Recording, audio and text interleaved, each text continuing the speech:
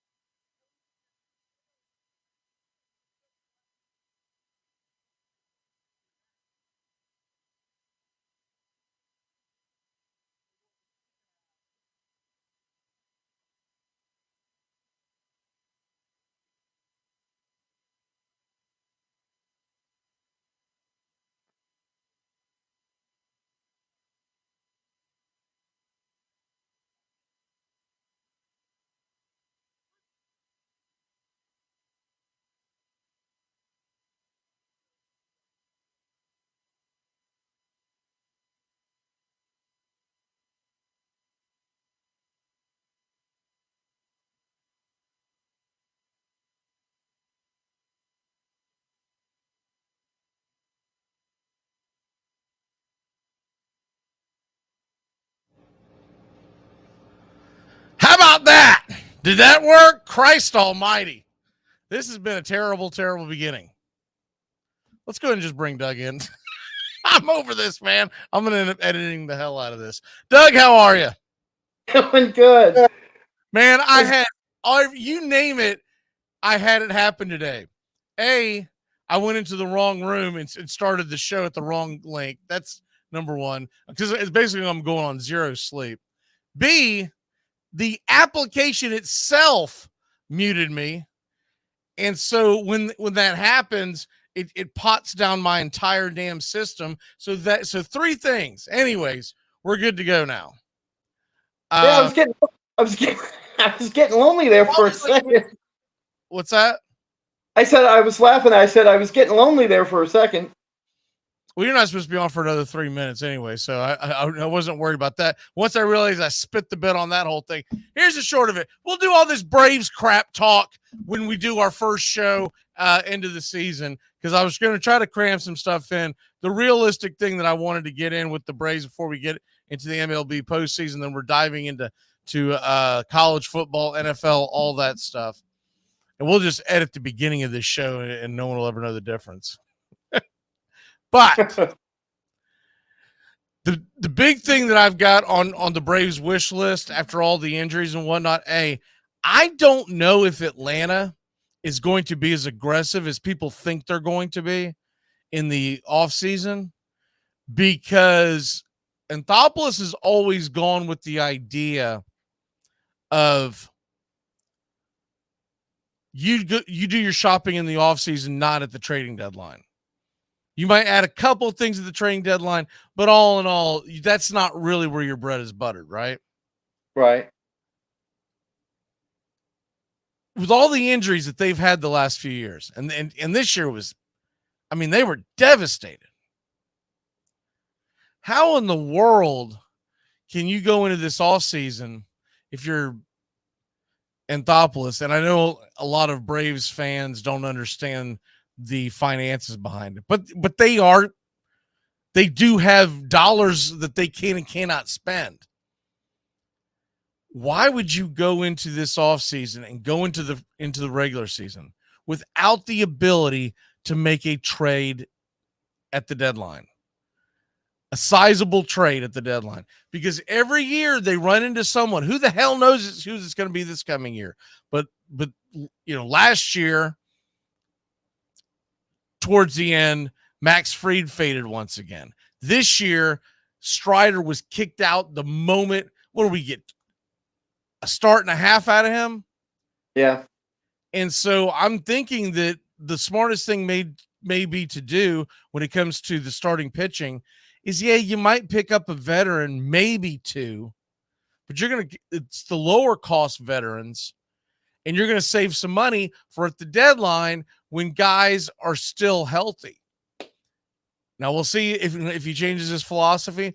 But what's happening at the deadline that a lot of Braves fans never understand is, like, spend the money. These are the same people, by the way, that don't buy the Bally subscription if they're in the area, or they don't buy the MLB subscription. But they'll tell Anthopoulos to spend the money, right? Yeah. They want everything for free, and they want the Braves to win, but they don't want to pay the toll. Why would you go into the trading deadline next year without the ability? Because you'll see pitchers, guys like Jack Flaherty, who were available, right? But it doesn't mean you can go get them because you've been told that you can only spend X amount of money. Some of it has to do with the fact if they went too high this year, they would have started losing draft picks. So that was a huge problem. And we know that the Braves like to build through the draft. They're not doing that. So they're going to have a deep pitching this year. They really are, with the young guys coming back and opening up some more dollars, because you're not going to spend it on Charlie Morton. You're not going to spend it on, I don't care what the Braves fans think. They're not spending it on Max Fried. Max Fried is gone. The only way Max Fried stays is if he has like a high AAV with an opt-out so that he can reset his market this year because he didn't have a great year. I don't think he's going to do that. I think he's 31 years old going into next season. I think he's going to say, look, I've got to. I've got to go out there and make my money because I'm not going to get another opportunity like this. Yep. And more teams are starting to say, I don't want that 30-plus-year-old pitcher with all that tread on his tires, right? So the starting pitching is a thing. They're going to have to go out and do something about the shortstop position. Orlando Arcia is not it. I think there's an avenue there where you could bring in someone who can play shortstop that could platoon with Arcia because he's so damn cheap. But he can't be your everyday shortstop offensively. He's got to be a guy that you go in and you put in when you have a lead defensively, or maybe you get someone who can hit righties well and only start him on days when you see the left-handers. I thought somebody at shortstop that would be, and I don't know what his dollar value is, but what's his name is a free agent from the Brewers, William Adams or Adams. He's going to be expensive. Is he going to be that expensive? Okay. I mean, he's going to be expensive. Not saying the Braves won't do it, but if they do, don't expect them to bring him and a frontline starting pitcher in the same offseason. They're not going to have it. Because remember, Max Fried wasn't making that much.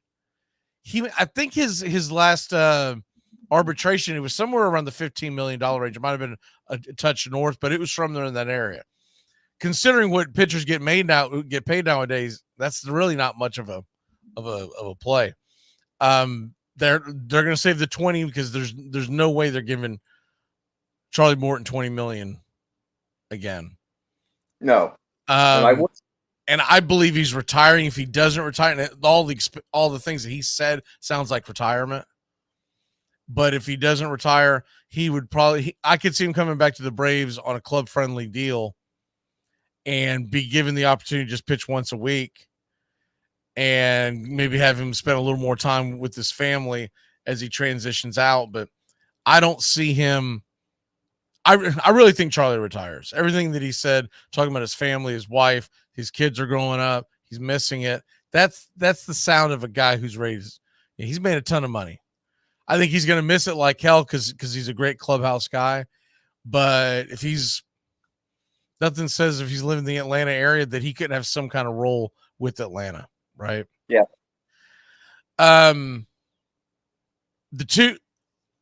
The two main shortstops everyone is going to be saying because they're at the top of the list of the AAV market is Willie Adames. He's 29, by the way, so he'll be 30 this time next year.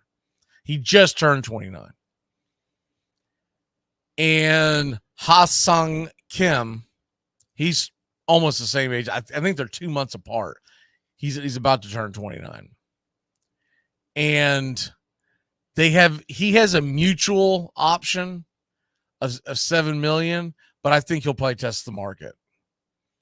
Because he once again has an opportunity for one last run. Kyle Farmer,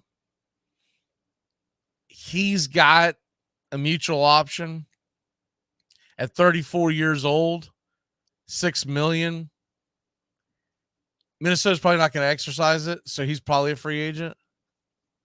And then if you're talking about I'm talking about going after guys who just spell next year, this doesn't fix you. But what about Miguel Rojas, who's 35, but I'm talking about like a 1-year deal? What about Ahmed Rosario, who's 29, and his numbers have not, and you're very familiar with him playing with the Reds. His numbers are not outstanding, but man, he would be a perfect platoon for the Braves. Yeah. Because he can play the corner outfields too, which you're going to need something like that when you're talking about having Acuna coming back and not wanting him play every day. Right. Mm-hmm. So those are the types of guys that I'm looking at. Paul DeYoung, I'm a big Paul DeYoung guy. I think you could get him on the cheap. He played for $3 million this year.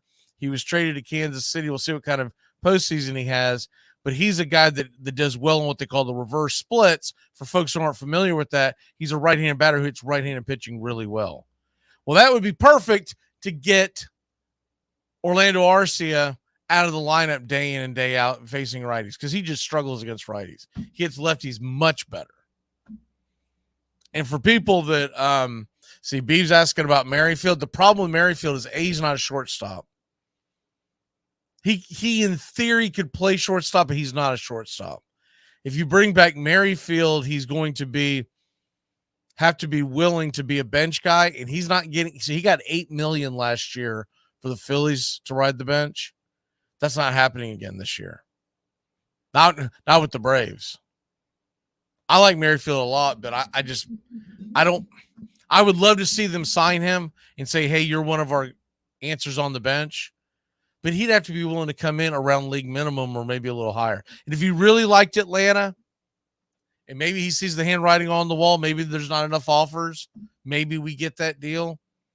But you got to figure this guy wants to play every day, and he also wants to make as much money as he can because Merrifield's at the end. But he's not. What I would like to have him for is to give Riley days off, to give Ozzie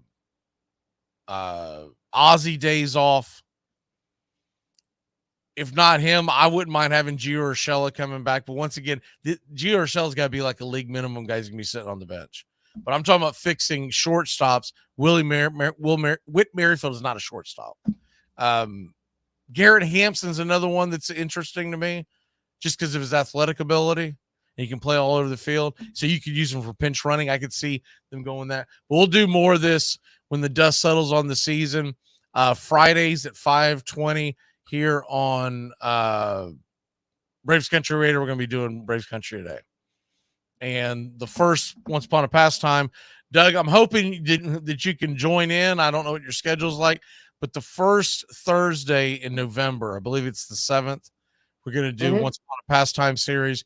We're going to do the first installment is going to be on Pete Rose.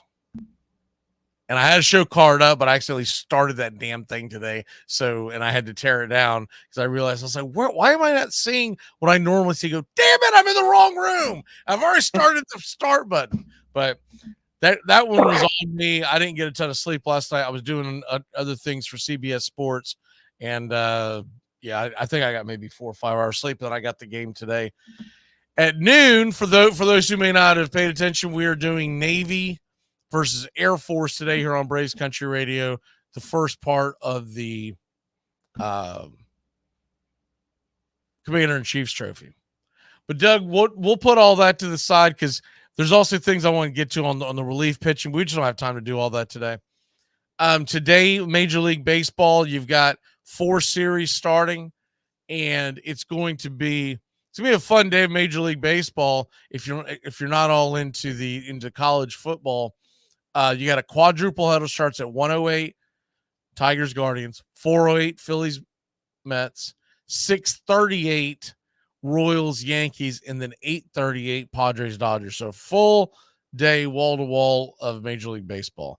Tomorrow you only get 2 games. The American League's taking the day off because they don't want to go head to head with the NFL. I still don't understand why they don't get their head out of their ass and start this on Friday and do back-to-back Friday, Saturday, and then take Sunday off.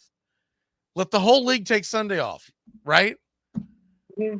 But they're convinced that they have to have all these built-in days off. There's nothing saying, by the way, I was thinking about this the other day, like, who says you have to finish the regular season of Major League Baseball on a Sunday? Who says that? Because they've always done it? Dude, finish it on Saturday and get out of the way of the NFL on Sunday because the entire world watches the NFL on Sunday. Pockets of the world watch college football. Real quick, Doug, what's your favorite series? And then we got to get ready for football talk. My favorite series right now, surprisingly, is with the Dodgers and the Padres because the Padres are really, I think Padres may be that quiet team that makes it to the World Series. I love the way they're playing baseball. They're playing baseball on all cylinders right now. They're kind of hot going into the playoffs, and I think this is a team that could upset the Dodgers and move on unexpectedly. That's why I'm intrigued by them. Mine is Phillies Mets. I'm intrigued by this rivalry. You know, they're being in our division's got a lot to do with it. But the other thing, I just think it's going to be a fun. And Kodai Senga is coming out of retirement today, right? Like everyone forgot about his ass, and he's going to take the bump. I love what he said. He said they asked him how long he'd be able to go. He said somewhere between 10 and 200 pitches. He said, as long as they'll let me go, I'm pitching. I'm ready to go. So I love that mentality. This is going to be a fun series. If you haven't seen it updated, we are going to bring you game 3 of this series here on Braves Country. It's Tuesday afternoon, early afternoon, late afternoon, early evening. It's a 5:08 first pitch, and Mets, Phillies. And we're doing the rest of them. We're going to play it by ear. I'm going to set up show cards, but it really comes down to we're going to hop around on the series that are good series, because I didn't want to lock myself into, hey, let's do like a series I think is going to be good, like Padres-Dodgers, and the next thing you know, the damn thing gets swept out, right? But starting Tuesday, we're going to step aside for football. We're doing the football game today, Navy Air Force, and then we're going to step aside Sunday, Monday, and get ready for Tuesday to bring you pitch-by-pitch, play-by-play of Mets Phillies game 3. I'm hoping that that's tied up, because I want to see a 5-game just marathon. Let them wear each other out, right? All right, let's take a quick step away, Doug. It is time for college football and the NFL. Let's get it. We are live in Tallahassee, the capital of the great state of Florida. Hyperbole is done. Now we can finally play the game. There's no law against scalping tickets in this part of the country, and premium prices have been paid. It is the 3rd Saturday in October, and the show is on one more time in Knoxville, Tennessee. All right, here we go. 56-yarder. Does not have the leg. And Chris Davis takes it in the back of the end zone. He'll run it out to the 10, 15, 20, 25, 30, 35, 40, 45, 50, 45. There goes Davis. Oh, my God. Davis is going to run it all the way back. Auburn's going to win the football game. Auburn's going to win the football game. They're still in deep trouble at midfield. They tackle him. The ball is still loose as they get it to Rogers. They give it back now to the 30. They're down to the 20. Oh, the band is out on the field. He's going to go into the end zone. He's going into the end zone. But the bands are out on the field. There were flags all over the place. The most amazing, sensational, dramatic, heart-rending, exciting, thrilling finish in the history of college football. California. In trouble in the backfield, wants to throw now, and he's going to go deep. And I mean deep, and I mean touchdown, Florida! Tyree Cleveland in a miracle finish. A Hail Mary that's full of grace for the Gators. It's a 31-30 game, and what does Nebraska do? I have not seen the kicker come on the field, and I don't think he's coming on the field. Tom Osborne made this decision a long time ago. He's decided to go for 2 and take his shot at winning. I commend him for it. This is for the national championship for Nebraska. Incomplete. Here come the Seminoles of Florida State. One of the great traditions in college football. And Chief Osceola ready to get it started. College football. A matchup from the state of Florida. Moody flush, throws it down. Caught by Boston College. I don't believe it. Buck back, 3rd down on the 8. In trouble. Got a block behind him. Gonna throw on a run. Complete to the 25. To the 30. Lindsey's got 35, 40. Lindsey's got 45, 50, 45, 40. Run, Lindsey. 25, 20, 50, 10, 5. Lindsey stop. Lindsey stop. Lindsey stop. Well, I can't believe it. 92 yards, and Lindsey really got in a foot race. I broke my chair. I came right through a chair, a metal steel chair with about a 5-inch cushion. I broke it. The booth came apart. The stadium fell down. Now they do have to renovate this thing. They'll have to rebuild it now. I didn't mean to beg Lindsey to run, but I had to. You know, this game has always been called the world's greatest cocktail party. Do you know what is going to happen here tonight and up at St. Simon's and Jekyll Island and all those places? Man, is there going to be some property destroyed tonight.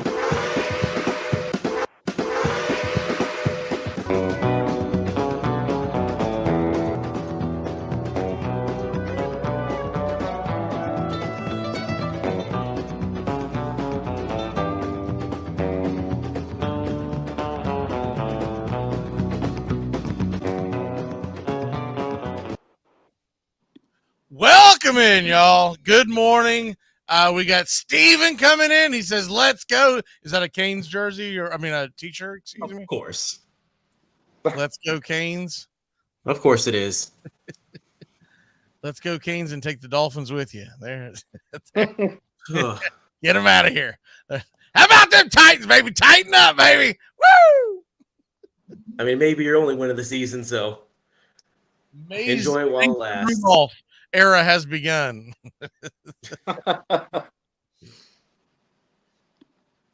I think the Titans will end up with more W's than the Dolphins. Why do they play so well down in Miami? I think they need to just move down there. It's just been a perpetual thing in Miami that they cannot win in the trenches, and Tennessee is one of those teams that is built to win. They're built to win in the trenches, and that's football. You win the line of scrimmage, you likely win the game. Bobby, how the hell are you, sir? I'm doing great. My sports teams aren't doing great. Florida's pretty terrible still, and the Cardinals have really hit a bump in the road since the last time I was on air, but overall not too bad. Yeah, man. Well, I'm excited for the Arizona game, the Arizona San Francisco game. I think that's going to be a little closer than the experts think. I know they're a touchdown underdog. Yeah, I think we'll lose, but I think we'll hang tighter than the spread indicates. I wouldn't sell yourself short because San Francisco always seems to stub their toe a few times at home when they're not supposed to. Yeah, and this is lined up for because Arizona played so bad last week. They're bound to play so much better this week. Yeah, right? We're due for a good game, especially offensively. The Lions game, we scored. I don't think we scored more than 6 points after the first drive, and against the Commanders, we did nothing on offense. So they're due for a bounce back game, and I think they'll get back on track at some point. But we'll see if it's this week. Underwater, I'm not familiar with who you're talking about, but I guarantee you I can find worse for you. I've seen some really bad ones, man. They oof. They are oof. He's talking about. So normally he's in our stream during the Braves games, and I guess he went to another one. I'm not going to drag the guy, but he's mentioning him in the chat that he did his stream for Brewers Mets, and I guess he said it was just terrible. Like, it's funny. I think a lot of people think that doing play-by-play, you can just roll out of bed and do it, man. Like, you have to, there's a definite art form to it. I'm not, he's a part of John Boy's. Well, you know what? That doesn't shock me. I've heard some of their podcasts that has nothing to do with John Boy, but it's a part of his media. And they're not it, man. They did one where they were doing, was it a National League or was it a National League East? It was something specific where they didn't know what the hell they were talking about with the Atlanta Braves and whatnot. They were totally clueless, and they were also kind of duds. And I was like, how did I end up on this? And then I saw it by John Boy Media. I'm like, he's just slapping that on wherever the hell he can to make money. He doesn't know who the hell's actually on there for. By that, have you ever paid attention to the idiots on Barstool Sports? They're really hit or miss on whether or not they're good. Yeah. I should have started one called Barroom Brawl. Barroom Brawl Sports. Come up, take a piece of your ear. There we go. All right. Let's go ahead and dive into this. I want to do this a little different today because this one, we end up cramming it. So I want to get this one going first. First of all, what are y'all most excited about for this weekend's action? Doug, I'll start with you. Actually, believe it or not, I'm excited with this. I'm intrigued by this Ohio State Iowa game. Okay. Actually, I've got that game is going to be a lot closer than people think. I think Iowa's defense is going to hold Ohio State for a while. I'm not saying Ohio State's going to lose, but I think it's just going to be a lot better game than people think. This Iowa team is not your grandfather's Iowa team, so that's what's got me intrigued this weekend as far as college football goes. Steven, what say you? College football. I'm looking forward to seeing Tennessee and Arkansas tonight. SEC games are always going to be tight, and it's not like Arkansas has historically played Tennessee pretty close, and I'm excited to see if this Tennessee defense can really hold up against Arkansas. And Bobby, what is your biggest look ahead to this weekend? I'll kick it over to the NFL for this one. I'm really excited for the Bills-Texans game on Sunday in the afternoon slate. I think that's going to be the game of the weekend in the NFL. And I think it's going to be a great QB showdown. I mean, CJ Stroud, Josh Allen. I'm excited to see if the Bills can get back on track after that tough loss to the Ravens last week. They got trounced in that game. And, before that, I was really thinking they were one of the best teams in the NFL because they were – they'd beaten up on the Dolphins, even when Tua was healthy. They beat up on the Jaguars. They had a close one with the Cardinals. I thought they were really good, and then they had that tough loss. So I'm excited to see if they can bounce back. Now I'm doing the Navy Air Force game today at noon, so I am excited about that, but I'm going to put that aside because I feel like that's just beating the drum. I think the most thing the game or what series or whatever that I'm most excited about, 4:00 today, and I'm hoping that the Navy Air Force game, it should be over with by then. That Phillies Mets series, man, I just think that's going to be fun. It's a division rival. It's a true division rival. Like Cleveland, Detroit's a rivalry-ish. New York, Philadelphia, they hate each other, right? Same thing with San Diego and the Dodgers. But I'm more likely to be awake for all the Mets games, so the Mets Phillies to me is the most intriguing thing for this weekend. We're doing the game on Tuesday, game 3, and I'm really hoping it's a split. I don't want to see that thing swept one way or the other. I want to see those two fight it out tooth and nail, and so that's what I'm really looking forward to. All right, let's go ahead and do the stupid underdog picks as we jump into today's action. There's no need to fear. Stupid Underdog is here. Stupid underdog. Stupid underdog.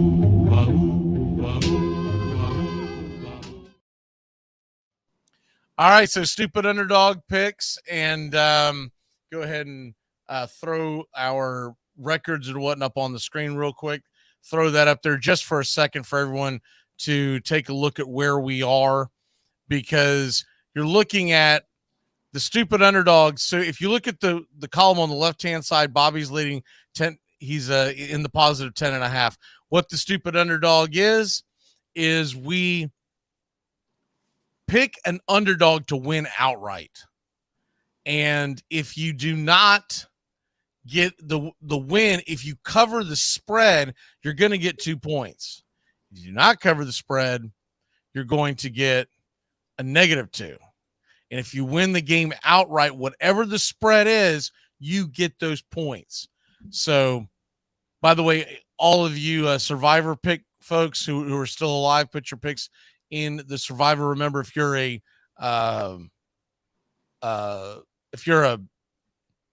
country club member and you lost that first week, you do get a mulligan. So keep that in mind. Just remember, you can't pick the same teams twice. We'll do Survivor in a minute, but just want to throw that out there. All right. So stupid underdog going into that one real quick. Okay. So both Doug and Steven covered last week. So don't let that -4 fool you. It was -6. So they're moving on up, and me and Bobby are sliding on down. So here we go. It always seems like at the end, we're like fighting it out for the last. Yep. And someone's trying to throw a Hail Mary, trying to pick an Auburn to upset Georgia or something. Who went first between Doug and Steven last time? I do not remember. It's Steven's turn to go first, I think. All right. So, Steven, what is your stupid underdog? Let me just double check the line, but I'm going to go Tulane UAB against Tulane. I believe they are 18.5. Last time I saw it, it is 18 points right now. UAB is at home. They are just not having a great year. They are in desperate need of a win. Tulane is kind of they're riding high over strong past few weeks, and these just conference games are always a toss-up. 18 points, I think UAB can cover that, and I think they have a shot to win as well. Okay. I don't hate that one. Tulane has a familiar name starting at quarterback this weekend. Anybody know who? I forget. I remember seeing it, but who is it? Jalen Kitna. Who? Kitna. Who? The quarterback from Florida who got caught doing some very inappropriate things. Yeah. He was. Yeah. He was a Gator. In every sense of the word. Hey, we got rid of him. Hey, man. Whatever. You're going to wear that one, buddy. As soon as we found out he was acting like R. Kelly, he was out the door. So Tulane can have him. For folks who don't know what he did, you're going to have to look that up because we're not going to talk about this on here. It's a family-friendly show, and we don't need the kids to hear about all that nonsense. But Kitna, man, I'm really surprised someone picked him up. Yeah. He's at UAB. What's that? He's at UAB, not Tulane. He was back up, and their starter got hurt. Yeah. What? Did Bobby say Tulane? Yeah. Oh my bad. All I heard was the game itself. Got to mix that. I don't want to give Tulane a bad rap. I figured it had to be UAB because I've actually been following Tulane this year. They were my lock. The last time we did this, we didn't do one last week because of Hurricane Helene. But I figured that's who he was referring to because as far as I know, Tulane's fairly healthy going into today's game. Yeah, flipped up the names. So it's amazing someone picked him up. It really is. I thought he would just be like no one would touch him. Yeah. Doug, what is your stupid underdog? Mine, I'm taking SMU to beat Louisville today. It's -6.5. SMU is, I think, quietly becoming a better football team. They've got a great run program, great offensive line, and Louisville's defense is a little bit suspect to me. So, what's the line looking for that, guys?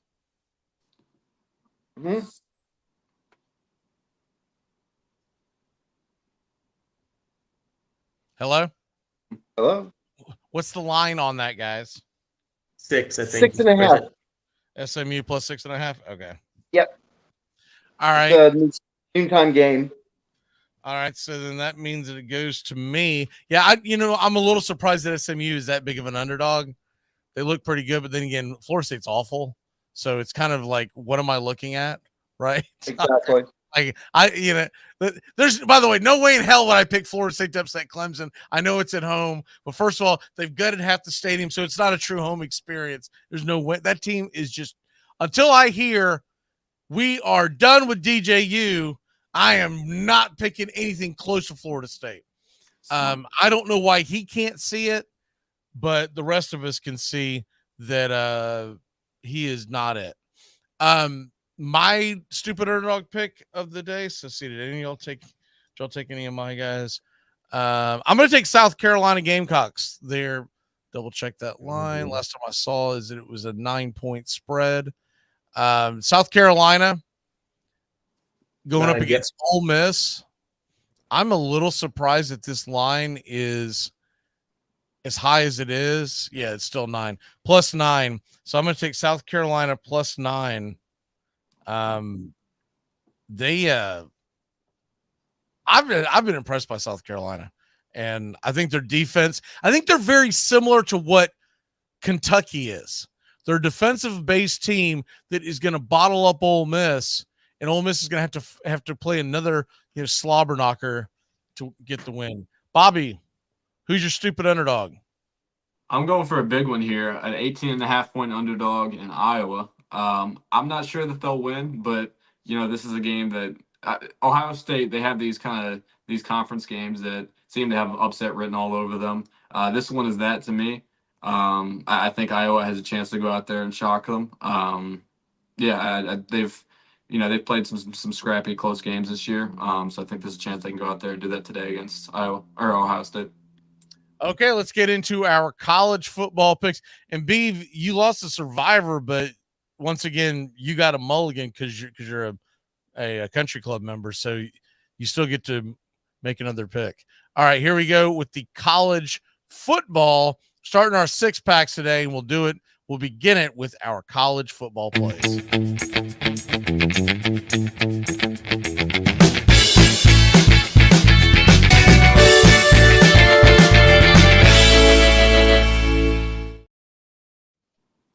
Underwater says, great thing about the Mets-Phillies rivalries, one of them has to lose. I hope it's the Mets. I'm not with you on that one, Underwater, man.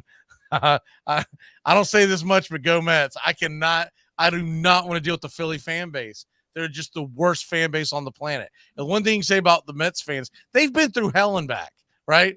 So them advancing, I still think that the Padres are heading to the World Series. Mm-hmm. And if not, I give the Dodgers a very good chance of knocking out the Mets. So I'd much rather see the lesser of the two teams win because they're more likely not to make the whole run. But anyways, college football picks. Doug, we'll throw the picks back up there on the dealie. Doug, I guess we'll start with you on the college football picks right there. So the 6-pack is up there on the right-hand side. We'll do locks at the end of the show. Doug, now I have many more picks because I do the Friday picks as well for WQEE and a couple other sites. So that is the reason why that my number is much higher as far as picks made. Doug, what are you going with as your first college football pick of the day? My first pick of the day is the Missouri-Texas A&M game. I got Missouri plus 2.5. It's kind of a fishy line for me because I don't understand why Missouri is not favored in this game. Missouri on the road, when they're on the road against a ranked opponent, they're 4-0. Same thing last year they were 4-0 and they'll be 4-0 after today too. Texas A&M never covers a spread against a ranked opponent. So that's why I'm going with Missouri plus 2.5. Okay. Yeah, that's an interesting one. 9 versus 25. That's a 12 p.m. Eastern, and you'll be able to see that on ABC. Bobby, what is your first college football pick? My first one is Vandy plus 22.5 versus Bama at 415. Bama, they're coming off a big win last week against Georgia. A win that actually ended up being a lot closer towards the end and gave them a little bit of a scare. And Vandy, they've hung close in just about every game they've played this year. They've been a tough out for a lot of teams. They've surprised some people.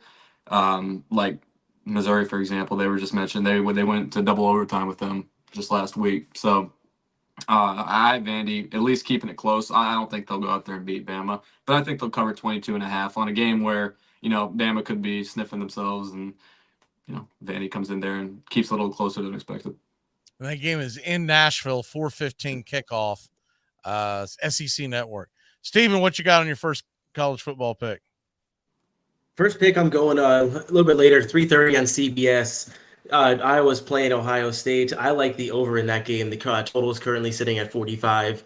Iowa, surprisingly, has hit the over in all 4 of their games so far this year. And Chip Kelly really has an Ohio State offense coming. I think there's going to be points galore in that game today. So isn't it so weird to say, 45.5? Isn't it so weird that to see Big Ten matchups on CBS? Like it's so odd. Like, and they're still using their SEC intro music. So when you go to tune in, you go bing, ding, ding, ding, ding, ding, ding, ding, and then here comes Northwestern versus Purdue. You're like, oh man. It's not the same, man. It's like, what are we doing? What was your first one? What was Ohio State over 45.5. Yeah. Thank you, Bobby, for putting that in the Facebook chat. I see it. Thank you. I'll tell you what, I'm going to double down with Bobby. I like Vanderbilt plus 22.5. I almost took this as my stupid underdog, but I didn't want to get too crazy because the fact that, the chance of them actually pulling off that upset is probably few and far between. But now the only thing that concerns me is a few years ago, Vanderbilt talked some smack and then they got dragged at home by Alabama. I don't believe there's anybody getting smack talk, and I'm hoping that Alabama, to me, college football is always all about emotions, and they had a big win against Georgia. They may be a little cooked mentally.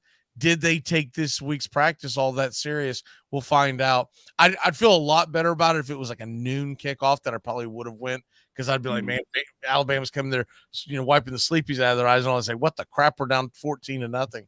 But I'm with Bobby. I think it'll be a closer game. 22.5 seems. It also smells like a damn trap. They're like, oh, you throw all your money in, it's because they're going to lose by 38. But it's just 22.5 seems like a lot. I feel like it's brand versus brand where this is going, right? Doug, what's your second pick? Second pick is Michigan and Washington. What about them? They've got Washington favored by 1.5, and I really want to know where they get that from. You got a lot of questions this morning, buddy. I got a lot of inquiring minds because I don't understand where in God's green earth they think Washington is better than Michigan. Well, yeah, the game's in Seattle, so I'm sure that's something to do with it. Yeah, it's something to do with it, but because typically college football, typically, depending on the stadium, somewhere between 4 and 6 points. I'd say that's probably 6 points, closer to the 6 points on the home stadium. Yeah. So that's usually got something to do with it. Yeah, but I mean, Michigan's got a good defense and they've got a great running game, and I don't see Washington putting up much of a fight. So take Michigan. I think the spread is 1.5. So take the 1.5 and go with Michigan. Steven, what say you? Number 2. Number 2, I'm going to Rutgers, Nebraska. That total sitting at 39.5, and I'm looking at the under there. There are 20 mile an hour sustained winds with up to 50 mile an hour gusts. Both of these teams are run heavy, and they very slow paced offenses. Rutgers runs the ball about 65% of the time this year, and Nebraska just has they are very good at stopping the run. I think I believe top 20 in that category. 39.5. I find it very hard for them to hit that number today. I like everything you said on that, man. When you start to, you said 20 mile an hour sustained winds. Mm-hmm. Yep. Yeah, that sounds like a good play to me. Bobby, what is your second pick of the day? My second one is Missouri plus 2.5 versus A&M. I'm with Doug on this one. I know Missouri's had some weirdly close games this year, some games that they should have, put away their opponent a lot easier than they did. But this is their first real opponent, their first ranked opponent of the season. I don't think they're going to be sleepwalking into this game, especially in an away game. And Connor Wigman, he's banged up too. I don't know if he's going to play or not. Regardless, he's going into the game not at 100%. So I think Missouri, they're going to go in there, they're going to get a win. And I'm not super high on A&M this year. But with Missouri, I still have faith in them. I know they've had close games, like I said, but this is the game that they're really up for. I don't think they were, getting too up for a game against Vandy. But A&M on the road, I think they'll go in there and give it their all. All right, my second pick is going to be, is it still? Yeah, it's still showing 18.5. I'm going to take Ohio State minus the 18.5. It's in Columbus. I've been burned too many times going, oh, they can hang in there. And then you're just like, I'm like, you sit down, you get yourself a cold beer, you got your pretzels, you're like, the hell, man, it's 24-0. What the hell is that? It reminds me of that Arkansas, the Arkansas-Georgia game several years back when Justin and I were standing on business talking about, man, Arkansas going to hang. They're going to hang. By midway through the second quarter, they were getting like 3 scores. I don't remember the exact spread. They're getting 3 scores. We're both texting each other. Well, we can turn this damn thing off because Georgia's just annihilating them. The funniest part was Justin texting me. He goes, this is the first time I've really watched Arkansas. What the hell is that quarterback doing? You look like a punter running around back there chucking the ball. He could probably start for Mike Norvell right now, but that's a different argument. Doug, what is your number 3? Number 3, we're going right back to Ohio State, Iowa. I've got the over-under is 42 and I'm 42 and a half, excuse me, and I'm taking the over in that game. 45 and a half. Whoops, 45. That's what I get for wearing glasses. Ohio State, Iowa. If you were listening to Steven a second ago, you would have known it. But 45 and a half. Okay. Steven, what is your – it seems like you and Steven always have one game where y'all are going on opposite sides. Steven, what is your third pick for college football? Third pick, I'm going to go 7:30 game tonight on True. They have just been Steven, you might want to mute yourself and then come back because you're really rubber bandy right now.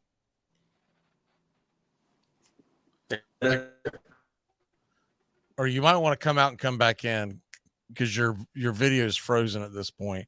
Bobby, once we get that figured out, we'll bring him back in. What is your pick? I like your stupid underdog pick a lot, and that was actually one of my 6-pack picks. I'm going South Carolina +9 versus Ole Miss. Like you said, they have a really nice defense. That front seven is incredible. They do a great job of getting after the passer.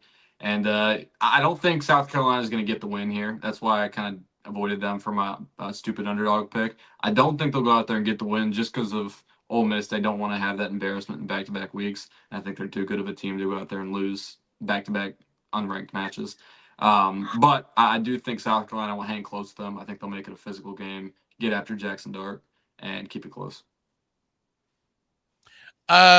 Steven, are you back? I see your eyes blinking, so I'm thinking you are. Can you hear me? You're still frozen, man.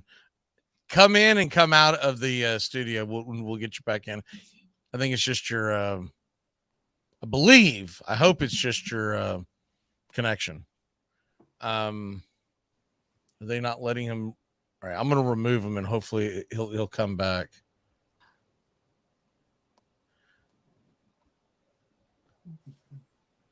All right.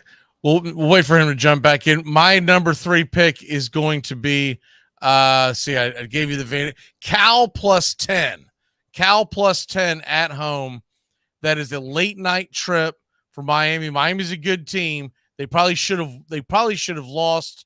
Actually, they did lose to Virginia Tech. That was a touchdown by Virginia Tech. I can't believe they overturned that. But it's not that important at the grand scheme of things for the Hurricanes because all the Hurricanes have to do is get to the ACC title game, and then if they win that, they're in. We're not getting 2 teams out of the ACC this year. It's just not going to happen. So realistically, I think that was a bigger deal of not screwing. It didn't screw over anyone who's trying to beat out Miami for a playoff spot. It really just screwed over Virginia Tech, who may be fighting for a bowl game down the road. Well, I think Virginia Tech not winning that game is actually better for your bet here because if Miami lost that game last week, I think they'd have a lot more fire under them this week going out to Cal. But that was also their first conference game too, and there's always just a different energy when you're talking about a conference game. Yeah. It's a little different because obviously Virginia Tech's much more familiar with Miami, but still going out there to California. That Cal defense is good. Problem is, I don't think they're going to win the game because their offense is really bad. I mean, for Florida State to beat you, that's all you need to know. Steven, what is your third pick? All right, can you hear me now? Yes, sir. Yep. All right, I'm going to go San Jose State over Nevada. They are 6.5 point favorites. They've been absolutely on. San Jose State has been on fire this year. They are 4-0 against the spread. They have one of the top offenses in the country, and I like to keep it. One more time. What time is that game? 7 on True TV. True TV kicking it with the college football, and everybody's got a damn college football alignment now. 7:30 on True TV and Cinemax or Max. How about that? Can't say that I'm going to fire up the Max app to watch that, but it's something. So you're taking San Jose State -7. They're at home against Nevada. I'll take your word for that one. I did no research on that one. That's one of those ones like, hey, if you say so, you could have told me Kitna was playing in that game. I'm like, yeah, sure. Fair enough. All right. Let's go ahead and get real quick before he gets all rubber bandy on us again. Let's get Steven's fantasy football, doing the fantasy football 2-minute warning. Where Steven's just going to kind of go over some DFS. If y'all get any fantasy football questions, by the way, y'all can throw them into the chat and we'll answer them all game long. It's fantasy football time. Yeah, that's why. Fantasy football time. You got Steven. Alrighty. So stack wise, the main games I'm looking to target this week, or main teams I'm looking to target: Houston against Buffalo. CJ Stroud at home. And your connection's terrible once again. All right, you're kind of going in and out. Try it one more time. Can you hear me? It's still really rubber bandy. I don't know if you can get closer to your router or something. I'm not sure what's going on. Give me a minute. All right. Well, I guess we got to move on because are you still there? All right. He's frozen. Yeah, he's frozen again. I'm gonna hopefully he'll come back in soon. All right, so we'll move on from that and do our pro football, NFL football 6-pack. We'll go ahead and transition to that when he comes back. We'll eventually get his DFS. The NFL, I'm a little disappointed in this weekend as far as marquee matchups, but there are some good ones in the NFL. College football, I really thought by the first week of October we'd have much better showdowns. This just leads me more to believe we need like 3 conferences in college football and just put them all in there. There's always going to be a name playing a name, right? I don't give a damn if the teams are any good. Give me a name playing a name, because it's not nearly as good as I expected it to be first week of October. I thought we'd have like a dozen games we'd be all excited about. Instead, we're like looking at UCF versus the Gators going, yeah, I might watch that one. Steven, are you good? I swapped off my Wi-Fi into my hotspot, so I'm hoping I'm good. Okay, real quick, give us that DFS, because that 2-minute DFS is going to turn to like a 60 to 90 second one now. We're out of timeouts. All right, main games I'm looking at to stack Houston and Buffalo. CJ Stroud side there. He's at home in a dome with Stephon Diggs' revenge game, plus Nico Collins, one of the best receivers in the NFL right now. I'm also looking at to stack San Fran against Arizona. Sorry, Bobby. But that offense is just one of the best, facing the not very good defense. You can get Jordan Mason's going to be a very popular play, but also rightfully so. I like getting to Deebo Samuel and Ayuk there. And then other team I'm stacking is Green Bay with Jordan Love, and you got plethora of options to go there. Jaden Reed, you have Tucker Kraft, Dontavian Wicks. One piece I'm really interested in that game is Josh Jacobs. I think he has slate breaking potential against that really injury riddled Rams defense. On the other side of that game, I'm looking at Jordan Whittington. He's at 4,600 on DraftKings, and I think especially with Cooper Kupp and Puka Nacua out, he has a shot to really step into that number 1 role and break out this week.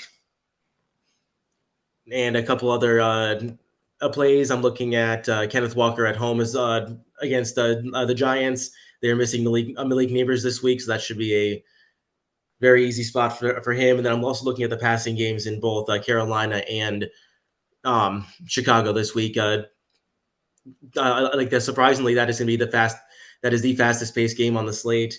There's going to be passing, like a lot of passing in that game. I like the upside for all those receivers, especially Deontay Johnson. All right. By the way, the whole Malik Neighbors thing. So he was almost even money to lead the league in receptions beginning of this week. He's dropped down a tat. if you want to make that play, this would be the week to do it. Them being out, they've dropped the odds because he's going to miss a game. But, man, I still think there's a good chance that guy's going to end up leading the league. As long as this doesn't turn into a Tua type deal where he's constantly getting his eggs scrambled, he should be okay. But I found that very interesting this morning. They were talking about that coming out of Vegas, that his number has gone down. I'm not sure if you can bet on that on the Hard Rock app, Stephen, but it is to be noted for folks who are not stuck in the one app hell. And by the way, I just looked at one of my fantasy teams. Half that damn team is going to be on the IR this week. Join the club. Join the club. What the hell? We got some leagues where we got 4 to 6 spots. That's not enough. They've all like just walking around with shotgun wounds and all kinds of things going on. All right, let's go ahead and get into our NFL picks of the day. We'll start with Steven. Steven, what you got for your first pick? First pick, I'm looking to Sunday night, Pittsburgh against Dallas. Pittsburgh is a 2.5-point favorite, and I think that is a very strong play. Dallas they have been struggling recently. They are 2-7 against the spread in the last 9 games, and they are just something is off in Dallas. They are struggling, and Pittsburgh. I mean, they did lose last week, but I mean, like we've seen year over year, Mike Tomlin teams are going to be disciplined, and it looks like Justin Fields is finally finding a home in that offense. Dak Prescott really struggles on the road, especially against teams that are not in the NFC East. I like Pittsburgh here to cover the 2.5. By the way, that one's looking good for me so far. Got that pretty early in the summer. It was plus money on over 8.5 wins for the Steelers, and they're already sitting at 3. I like that one a lot, man. When I saw that, I was like, man, the one thing I don't know about Tomlin, he doesn't have losing seasons. He hasn't. I don't think he's. He could very well go 8-1, and I get screwed out of this somehow. But I'm hoping stay the course, 9-10 wins. Bobby, what you got on your first NFL pick? My first one, I have Ravens at -2.5 versus the Bengals. I'm just not impressed with the Bengals this year. I think their offense is pretty hit or miss. Another 1-3. I think they're a little bit better than their record indicates, but I also think the Ravens are better than their 2-2 record. We saw that last week against the Bills. I think the Ravens are going to go out there and have a pretty dominant win. I get scared picking divisional matchups. They can be a bit unpredictable, but especially on the road, yeah. Yeah, but I have quite a bit of confidence in the Ravens, though, going into this one. Doug, what say you? My first one, I got the Chiefs and Saints Monday night. Chiefs offensively are banged up really bad. Xavier Worthy really hasn't come into his own yet. And the Chiefs are favored by 5.5. I'm not buying it. That Saints defense, I think, is a lot better than the Chiefs offense right now. So take the Saints in the 5.5. It's funny is that on most of these years where they've made their runs, they've started off slow. Chiefs has a very good chance of starting off 5-0. And it's like you said, they're not even really hitting on all cylinders yet. No. Yeah.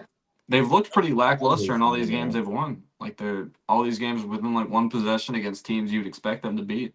And now they're missing Rice. Did we ever get is he done or no? I think he'll be all right. I think he'll come back, and he's going on IR for at least 4 weeks. I think he'll probably miss 6 or 7 or something. It doesn't seem to be an ACL tear though. I saw that there was some kind of question mark about it. He has more testing this week on Tuesday, I believe, so we'll know more. Yeah, I think if it was an ACL though, I think we would have known. Probably exactly. Welcome to 2024 ACC football. Game day is at California for the Miami California game. I mean, the sun's not even risen yet. It's at first I thought I was looking at a backdrop studio and go, wait a minute, Cal, that's what is going on. You can barely see the sun starting to come over the mountains. I saw videos last night from a Cal that like the people had already broken the perimeter to the gates like hours before they opened. So it's been chaos in Berkeley for all night. It has been in chaos at Berkeley since the 1960s. Nothing new. I'm surprised there's not someone burning the flag or their bra or something in the background. What's funny is every other time I've ever seen game day, it looks like they're at a big event, right? The cowl, the way it's set up, because I'm sure they've never been used to this, look like they're crammed in a closet, like everyone's on top of them. Like it's pretty funny, but and whoever this is that they have a sideline type reporter. Whenever she recorded this was probably about an hour or so ago. It is pitch dark wherever as she's standing by the stadium. That's why I took Cal plus 10, because I'm thinking, man, there's going to be some jet lag going on there. Miami's going to get the win, but that's going to be an ugly, nasty game. My NFL pick. We're at me now, right? Yeah. Give me the first one I'm going to go with is the Pittsburgh-Dallas game. I'm taking the under. It is still, it's 43.5. I just don't think there's going to be a lot of offense in this game. And I think the Cowboys defense is a little better than what they've shown this so far. And oh, by the way, funniest thing, do y'all remember me telling you about the guy that drafted 4 consecutive defenses? Yes. Yep. I do. He's already dropped one of his defenses, of which was Dallas, and he spent, I think it was $19 on his fab budget to pick up the Washington defense. Matt was showing me that at work, and he was laughing. Oh, it was so funny because the guys answering the group chat, because I think it was Matt that called him out for it, screenshotted it, and he just said, "Stay the course." So I haven't looked at his roster, but I'm assuming he still has 4 defenses still. And he spent his fab budget on his defenses. So damn funny. All right. So we got the Pittsburgh. Okay, Doug, what is your second game? Our second game is the Jets-Vikings. The Vikings are favored by 2.5.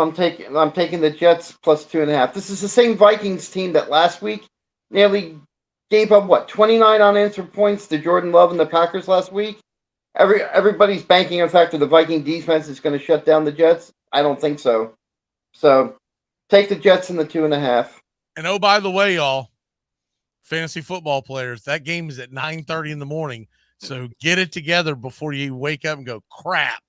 So-and-so is in my lineup, or I forgot to start so-and-so. Bobby, what you got? My next one, Steven mentioned this as a game he's targeting in DFS, and I'm targeting the over in it as well. I think we have the same idea on how this one's going to go. Bills-Texans.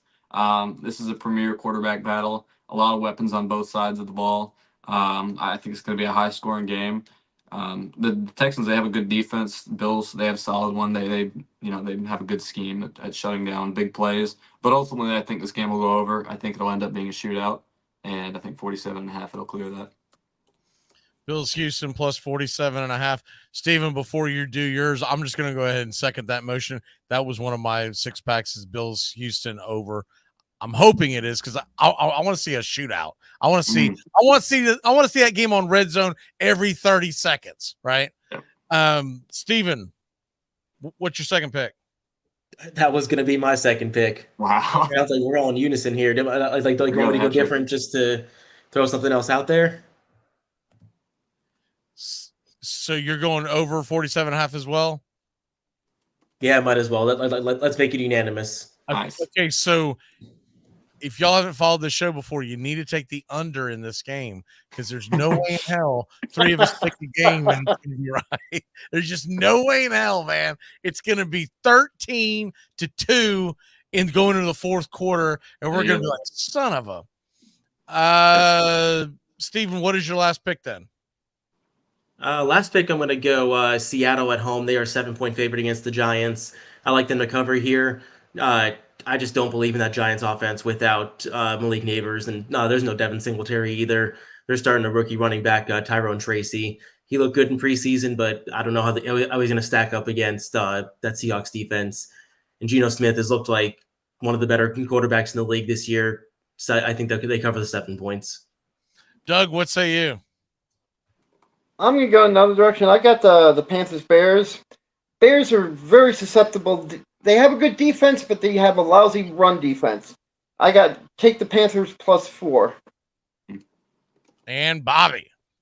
My last one, this is already a very low line, but I'm still going to take the under. Raiders Broncos, under 35.5. Raiders are hampered with injuries. The Broncos have had a couple games this year where they've won they've been in like a 10-6 game.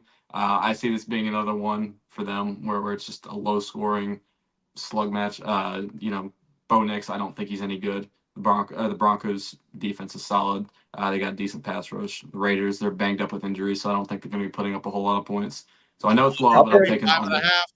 Yeah, under 35. I'll put an exclamation. The Raiders' offense is horrible. Yeah. Horrible. Put that exclamation point on. Out. Yeah. I said it's about to get a lot worse because Devontae Adams wants out. I know. Because he has that hamstring. That's why I was putting a very large exclamation point on that. Yeah. And they've got he's about to get traded. Yeah, he's about to get traded. As soon as he is cleared, man, I would trade him.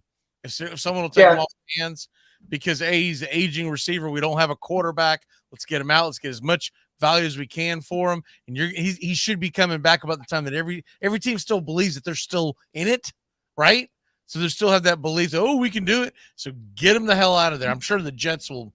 The Jets are really dumb about things. They will give the Jets had said that before, even before now. The Jets said they would probably give up half their draft at the time.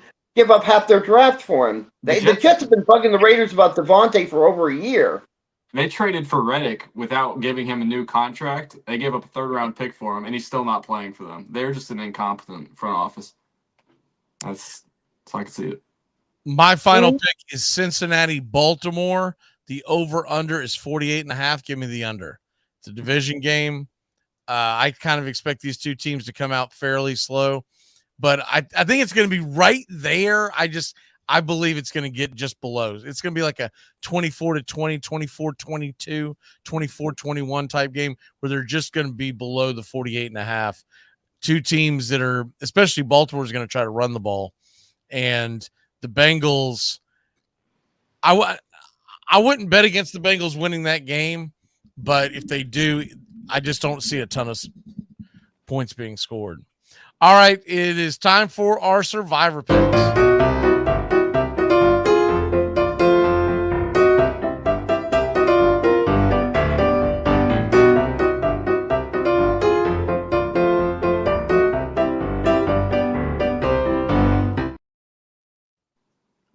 John says Adams is not hurt.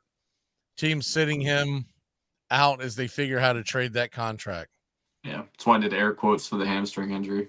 Not sure. I wouldn't doubt it. Yeah. Then again, sometimes that's just Twitter tinfoil hat stuff. So who the hell knows? Because I do believe it's going to hurt your stock a little bit. Yeah. Not on the field because he says he's hurt. Well, he's not really hurt. Then what's he doing? He's not willing to play. So that's the only thing about that. Sure. All right. So we're obviously not in this contest, but we still have fun doing the survivor picks. Doug, what survivor pick would you go with this week if you were making picks? If I were making picks, I'd definitely grab the Seahawks. Take the Seahawks to beat the That's Giants. not a team that you've taken before, right? It doesn't matter because we all got cooked. But oh, no. I've never picked any of them before, either one. Steven, what team would you go with? Yeah, Seattle would have been my pick as well. Man, Giants +7 is really starting to sound good. Bobby, what say you?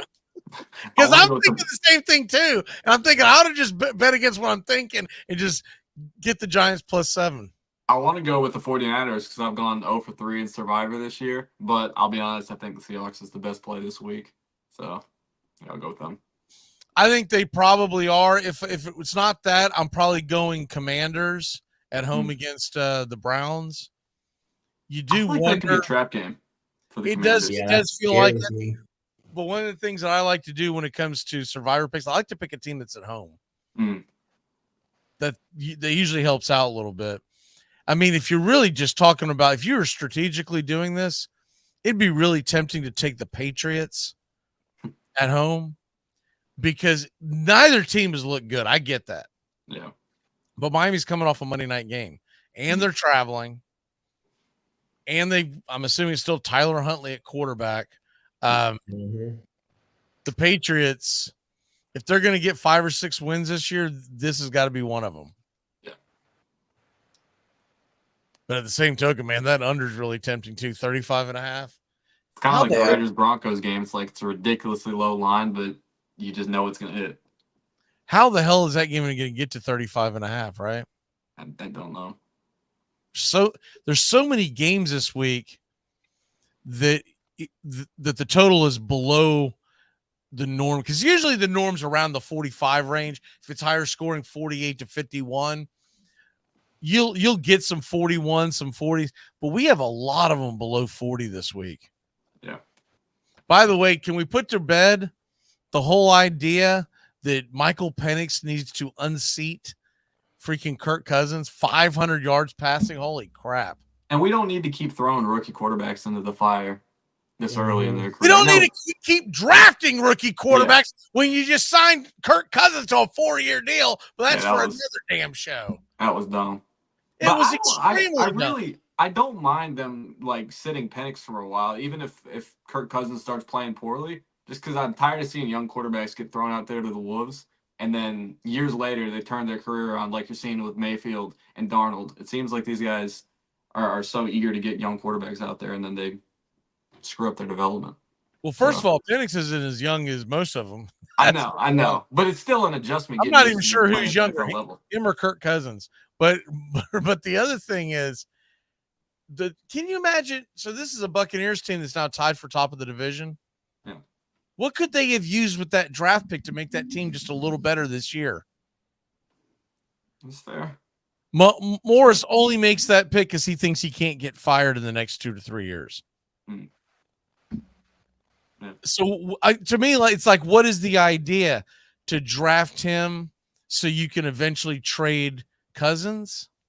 Why the hell did you? Maybe you sit Penix, let him develop for a couple years behind like a good veteran quarterback. I don't know. I'm not trying to. I'm still not. No, I'm just thinking out loud. Like, what the hell were they doing? Yeah, it was a puzzling call, but I don't know. I'm looking at Sam Darnold. He got thrown out there to the Wolves year 1 in his career, and look how he's turned it around when he's gotten some chance to learn. All right, we're coming up on time. Time to do our locks, and then our one big thing. We'll let's put those up there real quick. Okay. I don't know whose turn. We'll go with Steven before he goes all rubber bandy on us again. Steven, what is your lock of the day? And then your one big thing. My lock, I'm going back to that Pittsburgh-Dallas game. I think Pittsburgh wins this game handily. Plus a -2.5 is my lock there. And one big thing, I think we're going to see a couple upsets again today. We saw some last week with Ole Miss. I think we're due with another upset today. All right, Doug, what you got? My lock of the day is Ohio State will win. They'll beat Iowa. It'll be I think it'll be a high scoring game, but Iowa State will cover and win today. Wait a minute. And you just said Iowa State, so are you taking Ohio State? Ohio State. Jesus. Okay. Sorry.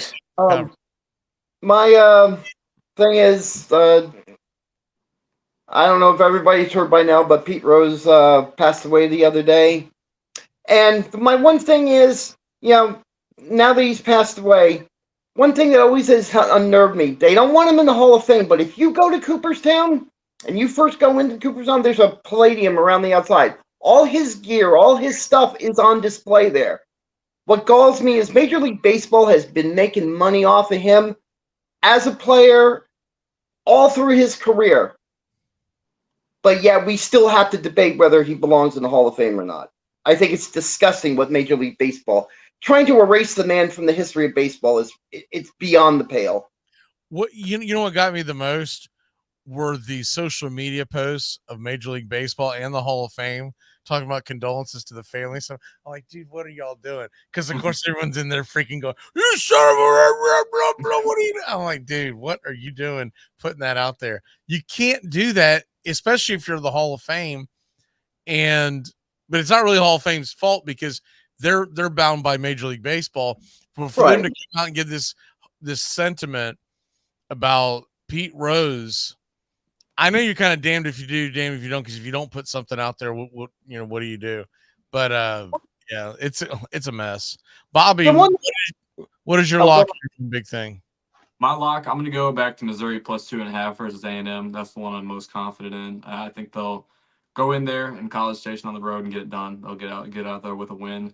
My one big thing, Josh Allen versus CJ Stroud this Sunday. I think that's going to be one of the best quarterback battles of the year. Be sure to tune into that. I think that could be a high-scoring shootout. Should be fun to watch. All right, I'm going to double down on my lock. I'm going to take I'm going to take my stupid underdog. Give me South Carolina plus 9. I think the Gamecocks are going to cover. I get it if you want to buy a 1.5 or whatever, cover your losses, but I do believe South Carolina is going to keep that thing to a 1-possession game. And look, man, if you haven't watched the game in South Carolina, that is a very live dog today. It's the caboose is going to be going. They're going to be rocking and rolling. And my one big thing will be 2 top 10s go down today. 4 in the top 15 go down today. I think college football is going to get a little bit of a shakeup. There's a couple that I have my eye on, but just for instance, just to give you an idea who I think are on upset alert, maybe Tennessee, but probably not. Georgia Auburn, I almost took that 22.5 in what is the oldest rivalry in the Southeastern Conference. That is just seems bonkers to me. Seems like that game's always a little closer. But you got teams like Miami who are going on the road. You've got once again Tennessee on the road. Alabama better be aware. I just think that you got a lot of Michigan is on the road. Missouri is on the road. We're getting 2 top 10s getting knocked out. And we talk about the top 15. Watch out for teams like Clemson coming to Florida. No, I'm joking about that one. Hey, I'm nothing bad. I don't even know. Rocking and rolling down in Tallahassee, baby. You have no shot in hell. I don't know if we get 3 wins this year, man. That team is just god awful. We're in the same boat. We're in the same boat. I think, man, I don't think we're going to beat Florida. Y'all at least have a semblance of an offense. I don't know what the hell they have. Yeah, that's true. And it's one of these deals where Norvell's going to be forced to fire everybody. Not everybody, but he's going to be forced to fire quite a few and start over from scratch. That's how guys keep their jobs. Is it all right? Well, you stay, but you got to get rid of some dudes. Yeah. Can we do that with the Atlanta Braves? I get it. Brian Snicker's a made man, but Kevin Seitzer's got to go. He made the comments, Snicker did, post-game or postseason where they were interviewing him, and he said that he expects the entire staff to come back. On what freaking planet? You need a shakeup. We need a new hitting coach, and I wouldn't mind a new coach in that dugout. I don't care what it is, but someone working on the bench that has a little more of a fire to them, a little more of a leadership role. And that's it. All right, guys, have a great day of watching college football. Remember that noon Eastern, right here on Braves Country Radio, we're going to bring you play-by-play of Air Force versus Navy, the first installment of the Commander-in-Chief series. We got one today. We got one in early November. And then, of course, we got Army, Navy. It's Army, Air Force in November, and then Army, Navy in December. And we've got a lot more games coming up. And if you haven't seen it, Tuesday, we reconvene with our baseball, Mets, Phillies. Have a great day watching college football and Major League Baseball. You need like 9 TVs going today. Have a great one, y'all.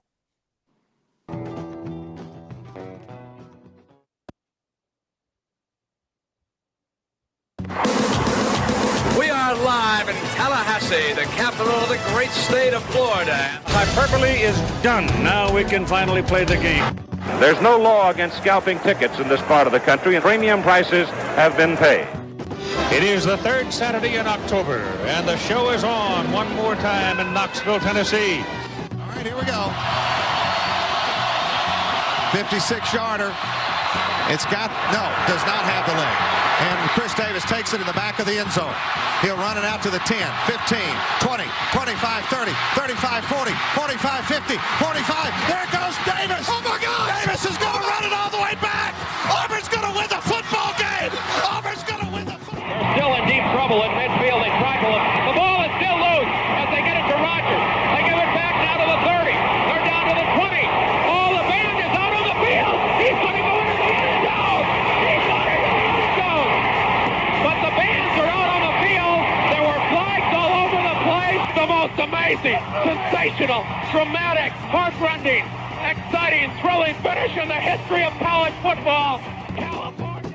In trouble in the backfield, wants to throw now, and he's going to go deep. And I mean deep, and I mean touchdown, Florida! Tyree Cleveland in a miracle finish. A Hail Mary that's full of grace for the Gators. It's a 31-30 game, and what does Nebraska do? I have not seen the kicker come on the field, and I don't think he's coming on the field. Tom Osborne made this decision a long time ago. He's decided to go for two and take his shot at winning. I commend him for it. This is for the national championship for Nebraska. Incomplete. Here come the Seminoles of Florida State. One of the great traditions in college football. And Chief Osceola ready to get it started. College football. A matchup from the state of Florida. Moody flushed, throws it down. Caught by Boston College. I don't believe it. Buck back, third down on the 8. In trouble. Got a block behind him. Gonna throw and a run. Complete to the 25. To the 30. Lindsey's got 35, 40. Lindsey's got 45, 50, 45, 40. Run, Lindsey. 25, 20, 50, 10, 5. Lindsey's got. Lindsey's got. Lindsey's got. Well, I can't believe it. 92 yards, and Lindsey really got in a foot race. I broke my chair. I came right through a chair, a metal steel chair with about a 5-inch cushion. I broke it. The booth came apart. The stadium fell down. Now they do have to renovate this thing. They'll have to rebuild it now. I didn't mean to beg Lindsey to run, but I had to. You know, this game has always been called the world's greatest cocktail party. Do you know what is going to happen here tonight and up at St. Simon's and Jekyll Island and all those places? Man, is there going to be some property destroyed tonight.